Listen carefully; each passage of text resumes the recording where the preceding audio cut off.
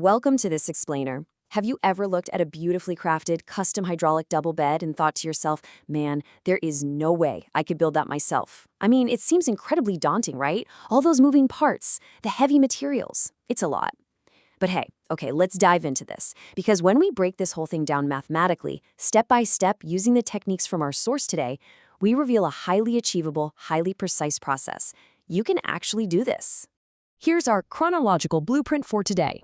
We're going to cover preparing the base box, joining the boxes, fitting the hydraulic pump, attaching the bed top, and finally, final form and tips. All right, let's jump right in. Step 1, preparing the base box. This is the first critical phase. Listen, the absolute secret to a durable bed relies entirely on the precision of your initial plywood cuts. If your foundation is off, literally everything else will be too. It's like a domino effect. So we've pulled these exact measurements directly from the source to cleanly organize what might otherwise look like a confusing jumble of numbers. For the long piece, we're looking at a width of 11.75 inches by 80 inches minus 2 soot in length. Now you might be wondering, what's a soot? Well, it's just a traditional fractional measurement used by the builder. The short piece matches that width exactly at 11.75 inches, but it's 37 inches long. And finally, the side part, it's a tiny bit narrower at 10.25 inches with a length of 78 inches and 2 soot. Nailing these exact cuts guarantees our inner hydraulic box is going to fit flawlessly. Okay, now to actually assemble these pieces, we're going to use a fantastic carpenter's insider secret from the source. It's called the gunia, or the right angle technique. Before attaching our 12mm laminated backboard, we absolutely need a perfect L shape. So how do we get it? First, you nail the shorter side. Second, you meticulously level the edges of the plywood. And third, you nail the long side while constantly using a straight bottom edge to check for absolute straightness. This is crucial because it ensures the box won't twist or warp on you over time. The creator points out something really important here. You use simple half-inch nails only to temporarily hold that perfect right angle shape in place. Just a placeholder, really. But to dramatically increase structural strength, you absolutely must follow up with 40-40 screws for a permanent hold. Driving those heavy-duty screws in is what ensures the box becomes incredibly rigid and literally rock solid. Moving on to step 2, joining the boxes. Let's move to and see how this builds as we marry the structures. So now it's time to marry our completed base structures. You might think piecing together 2 separate boxes wouldn't be as strong as just building one giant frame from the get-go. But let me reassure you, connecting them like this actually creates an incredibly sturdy base. The trick here is using 30mm or 430 screws. Why? Because they tightly bind the 2 layers of plywood together without poking out the opposite side and completely ruining your nice finish. Nobody wants sharp screws sticking out. Next up, we have to bulk up those inner and top edges. Remember, this frame is going to have to support a massive, heavy hydraulic top later on. The source details adding a 3.2-inch wide strip of 18mm ply right along the inner border. Then a 2-inch top strip is added on top of that, which is completely finished with edge banding. All of this creates a really thick, reinforced ledge that is going to take all that downward pressure effortlessly. Step 3, fitting the hydraulic pump. This is it, the big mechanical component. We have reached the climax of this build. This is arguably the most technically complex part of the whole project. Now, what's really interesting about this slide is the key number you need to remember: 200. The source mentions that you can use a 150-kilogram pump, and honestly, a lot of people do. But the 200-kilogram hydraulic pump is highly preferred for long-term durability. Sure, a 200-kilo pump might feel a little bit harder to push down at first, but a lighter 150-kilo pump, that's going to lose its resistance and fail much faster over time. Going heavier means it actually lasts.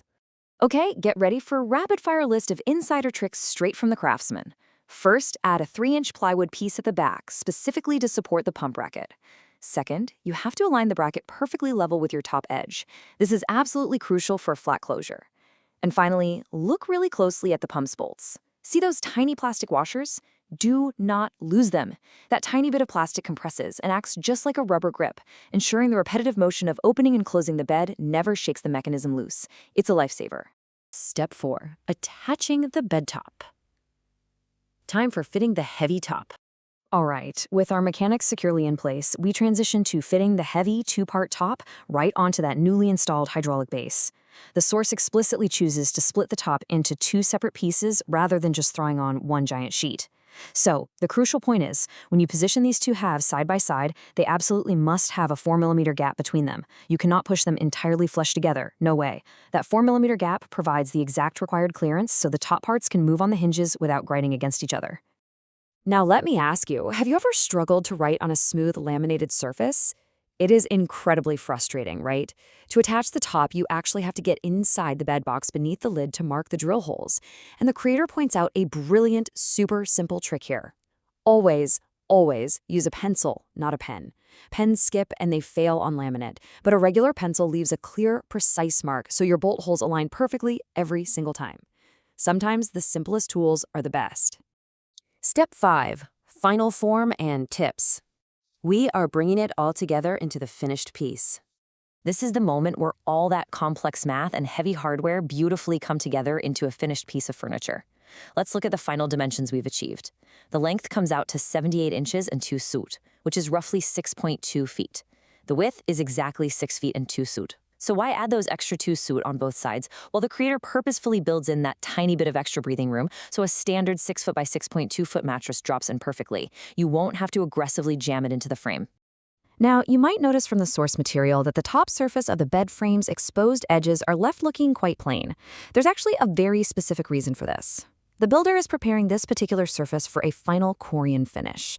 Corian provides a highly premium look, which means there's absolutely no need to waste your time or money applying laminate or veneer during the structural build phase. You just leave it bare and let the Corian do the talking later.